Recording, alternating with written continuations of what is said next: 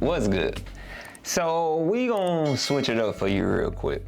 We're gonna talk about a school. As you can tell, we're gonna talk about the University of Colorado, the Boulders. Yes, the Boulders.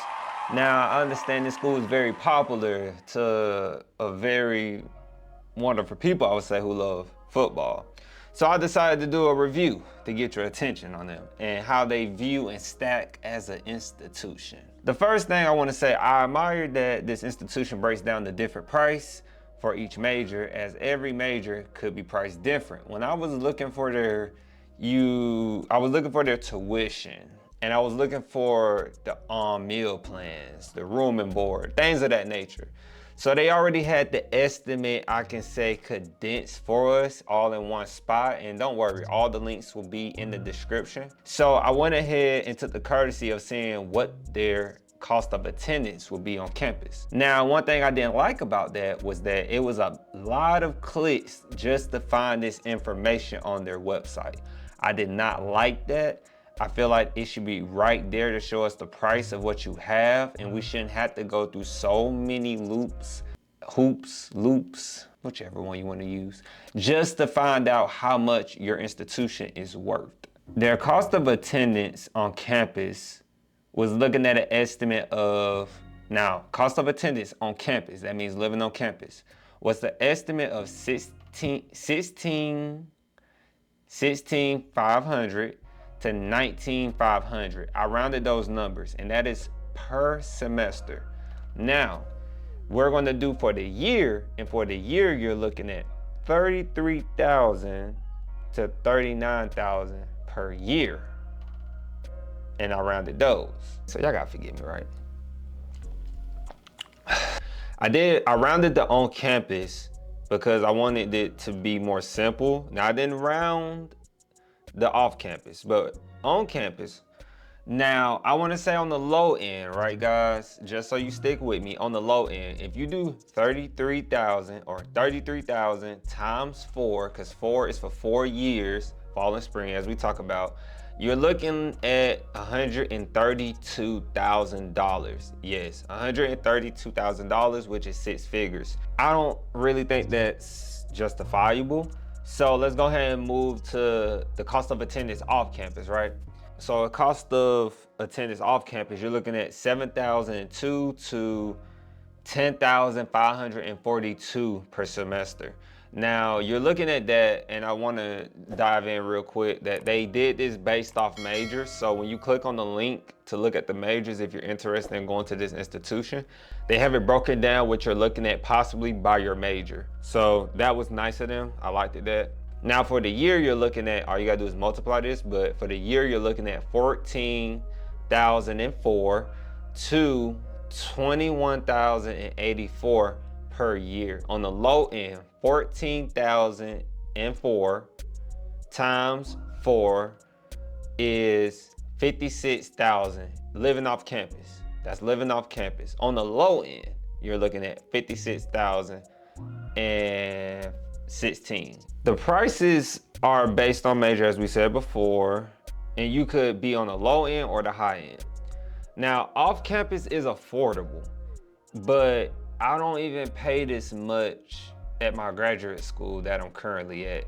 So I want you guys to take that into consideration, that if you go to this school, it's very, very, very important that you really get a great return so far, because you're paying already graduate prices or even med school prices. So as we surfed, we had a section where we wanted to look at the students' return on investment at Colorado.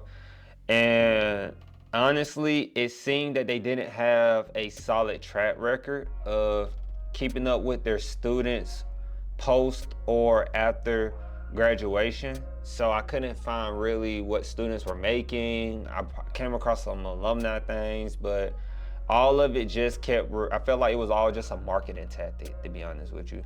A marketing tactic that could be misleading to you all. Because on their website, they say that the average person or average student or average stakeholder can make an average of $73,700 as a median, or as I like to say, as a starting salary after graduating college. So remember them numbers we said before? I know you probably got jumbled up, had to replay it. So what I did, I took the median number that they put on their website, and I did the math. 132,000, because you're going to pay 132,000 if you're staying on campus. On the low end, you're going to pay that.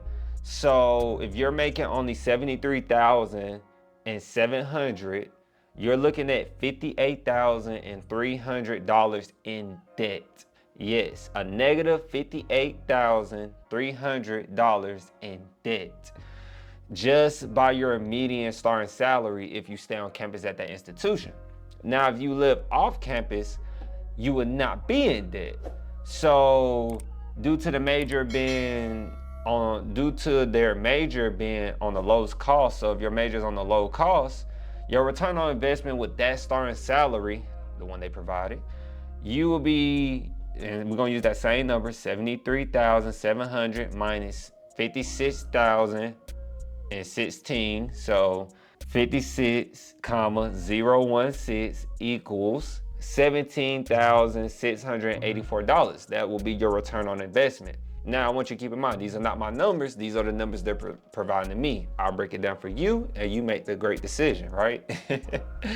So I feel like if you're going to have a starting salary of, I would say 73,700, I want to know the majors. And that's one thing that was not very, I feel like, accurate or easy to find. So according to their website and to a website called PayScale, it didn't align. So bear with me. They had 10 majors, and you can look at them, but the top 10 majors that Colorado provided, it didn't match with the PayScale website. So that was inaccurate.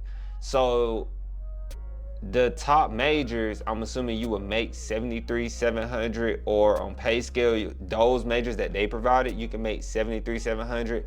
It wasn't very accurate. I'm not sure what you would make based on going to this school. I'm not sure what would be the very true return on investment. This is not my information. This is the school information that we put together after researching, and that's what we found. The last time that this was updated, their Colorado top 10 majors, that was in 2016, according to their website. And it's 2024 as we're recording this video, so I don't feel that that was very much accurate at the time. So to me, I said that does not make sense. That's exactly what I said, because they have a top 10 major list that's almost a decade old, and the list does not match according to PayScale, as we just said before. So one of the things that we did, like, what's in this next segment? So, hey Nana, what you doing? I can't hear you doing a lot of moving. What's that, Nana? What? What you doing? Nothing. You call me, don't say nothing like that. You call me, young lady. You call me, actually. Nah, I'm recording now, so these people gonna hear you. So they gonna hear you. They gonna hear you. You gonna be on this video. You better hope it. You better hope it don't get no views. But It's not gonna get no views. you better hope not. You okay though? Yes. Okay. I'll talk to you, I guess, later. Okay. All right. So another like that I came across when researching, this was on their .gov website, the Colorado Higher Ed. Per Colorado.gov, it says CU, Colorado University of Colorado. I believe this is the right institution. I'll put the link in the description. You can see for yourself. It says that CU Promise at the University of Colorado, Denver covers tuition and fees for full-time resident students at or below the federal poverty level who are also eligible for a federal Pell Grant. I thought that was pretty good, because if you're a student who gets Pell, they said your tuition and fees will be covered as a full-time resident. I thought that was pretty good. But for everyone who's trying to go to this school and you're coming out of state, I don't think this is good for you. So I think you should be mindful of that if you're not in state, as we talk about, you should be in state when going to an institution. You should not be out of state. The only time you should go to an out of state institution is when they offer you a full scholarship. If they're not doing that, don't go there. So I thought that was pretty unique for the residents. And I would say overall, after doing everything, researching, guys, I would say I rate this school a C minus. The C minus is due to the average student will be in student debt by living on campus, but has a chance of not receiving student loan debt if they stay off of campus. So C minus, we don't really care about their sports. We don't really care about their other extracurricular activities, because at the end of the day, the average student who goes here has to get an affordable education. That is our problem now. We don't think about the outcome sometimes. And I think as a person who's trying to have a good return on investment and advance their career and not hold back their career, they should consider this. So the school is a C minus. Frankly, I don't think you should go there if it's about the same price as my graduate school. I think that's a problem. And I'm doing just fine myself. I didn't go to, well, now I'm at a pretty prestigious institution, but I worked my way up there. So I hope this helps you and make a good decision. Colorado, C minus, and hopefully no personal harm feelings. We done.